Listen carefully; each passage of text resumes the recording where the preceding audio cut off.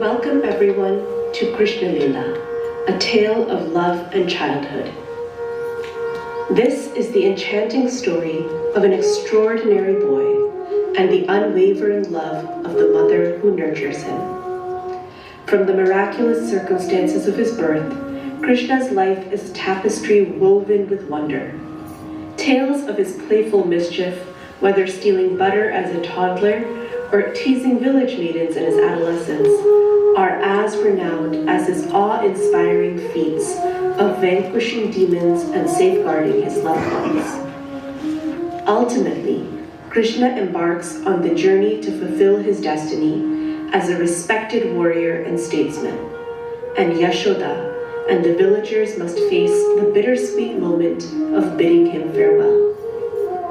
Depicted through the language of Bharatanatyam and folk dance, with live music, this nostalgic tale invites audiences to experience the transformative power of childhood and the enduring strength of maternal love.